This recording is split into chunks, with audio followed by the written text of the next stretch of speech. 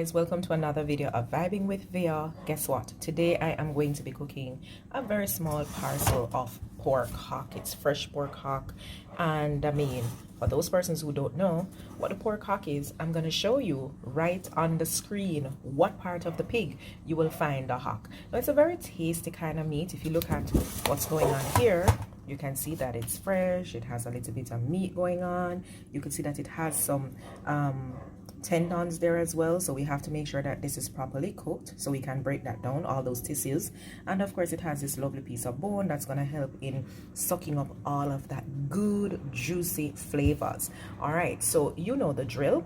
Once I'm going to be preparing meat, it has to be double washed, so I'm going to go ahead now and give this its bath with a little bit of vinegar and also some fresh lime juice. Our meat here is actually clean.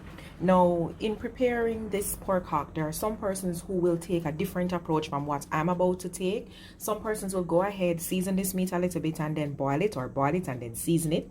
The boiling process is probably just for about 10 minutes or so, just to ensure that the meat is further clean, as in under the skin and all of that. But based on the fact that I did a double wash, I would have ensured that there is nothing that is latched between the meat itself and the actual skin. So I'm going to be going in now with the seasoning of this meat. So I just added some pimento berries. I'm going to be adding a little bit of salt. Oops, that looks like too much already. Have to be careful with that, right? Maybe I could wipe out the excess from this side. But then again, it's pork. It's supposed to be a little bit salty. So let's see how it goes, because fresh pork don't work, right? All right, going in with a little bit of ginger powder. I'm also going to be using the actual ginger in its whole state. I am going to be adding some paprika, which is going to help in terms of the color, because we're going to be making this as a barbecue pork hock. I'm also going to be adding some Italian seasoning.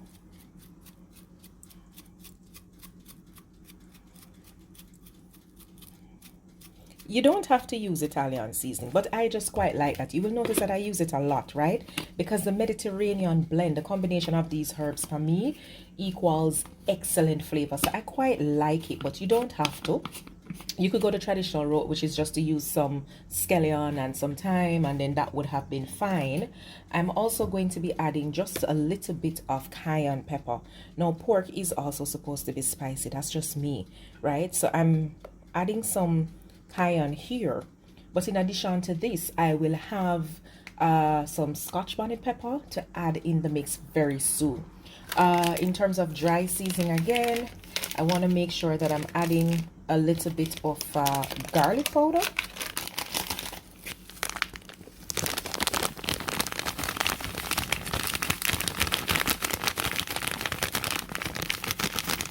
Yeah, guys, I'm just throwing it right out of the package. I didn't measure out anything.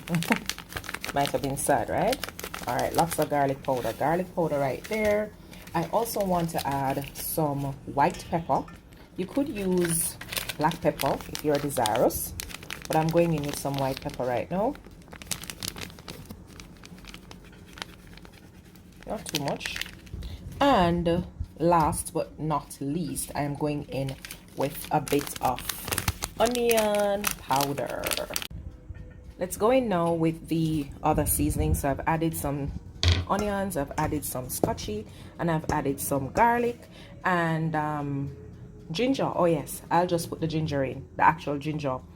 I'll put that in very soon. Anyway, so what's our next step? Or we can put it in when I'm going to make the next sauce. It doesn't matter. The important thing is that ginger is there. So now I'm just going to go in, rub this around a little bit. You know how it goes. I want to season it. There's another thing I'm going to be doing, which is just to add a little bit of oil to this mix. And what this will do is allow the seasoning to really stick on the meat real nicely, okay? So a little bit of maybe a little bit of olive oil, that can work, or any other oil for that matter. So I added a little bit of coconut oil. So once you massage your meat and you have it, all the seasonings incorporated, you want to rest it a little bit just so that it can marinate, and then you're going to be on to the next step. Now you notice it's a small pot that I'm cooking today, right? Very small pot. Literally, this is maybe serving for just 2 persons. Normally, you know my thing set, it has to be a lot of food, but today is just like easy going, laid back vibe, quick cook kind of vibe. As you can see here, my oil is extremely hot. Ooh, that's my skillet. I want a bigger skillet, but I'm just gonna be going in with a few pieces at a time. The aim is that I'm gonna be searing these off. No good.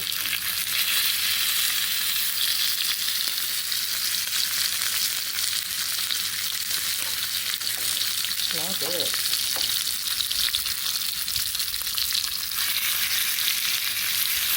So I don't want the metal to really scrape the pot any at all.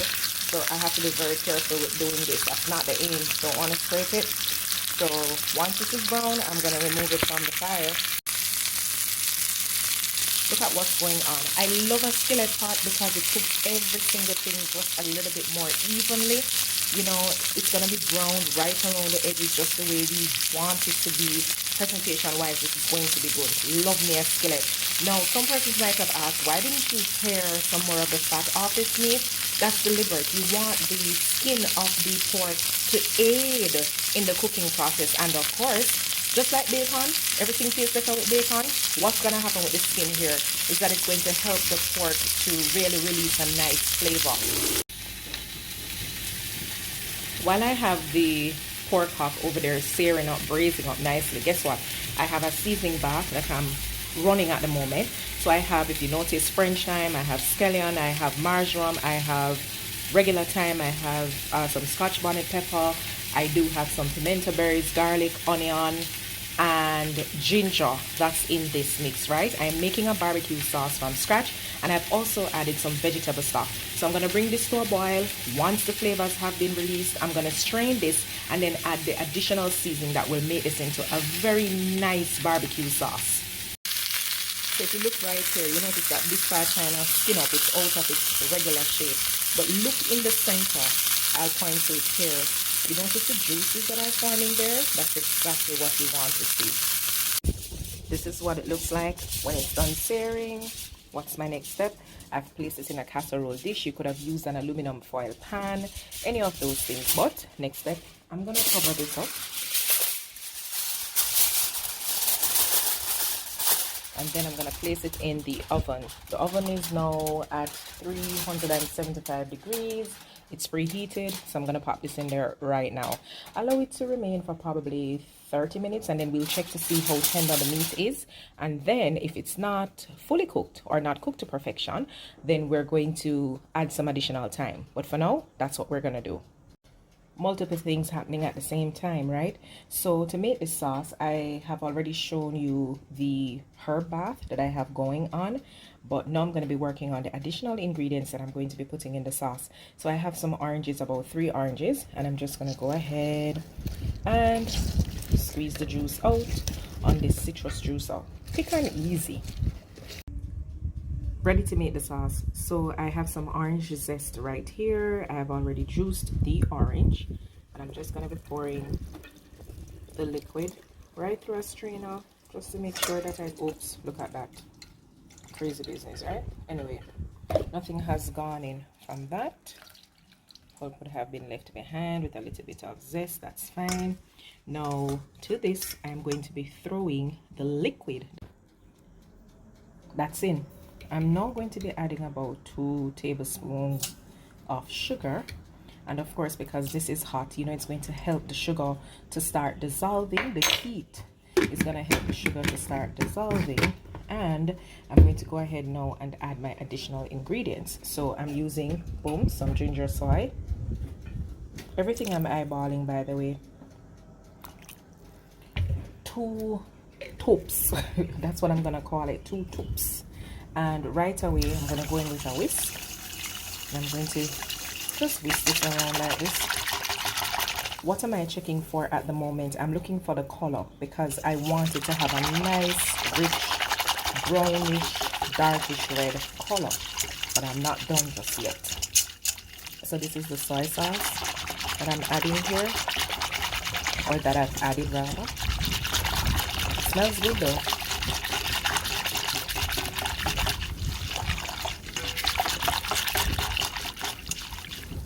Alright, give that a quick whisk. Next up, I'm going to be using or introducing you to a sauce that I find to be quite interesting, and it is the Lincoln's Real Jamaican Ginger Beet Ketchup. It's not really ketchup. Look at what it's made from. Can you see the ingredients? Vinegar, cane sugar, ginger, pineapple, beetroot, sorrel, and some traditional Jamaican spices. I don't know why it had to have red number 40, but whatever red number 40 is, we'll work with it. But here's the thing, boom. The key thing, it says no MSG. That makes me super happy. So I'm adding some of this sauce to the mix. Again, it's not just about the color, but it's also about the flavor, right? What flavor do we want? So you see the consistency, it's actually not as thick as regular ketchup, but they've just turned it ketchup. We can work with that. All right, and again, I'm just gonna go in and I am going to whisk this around. The smell here is absolutely divine. I really like the way this smells. So what do you notice about the color of the sauce right now? It's a little bit darker than it was when I just added the soy ginger. Now, this is not yet thickened to perfection to add to the pork. So naturally, I'm going to be putting this back on the stove top.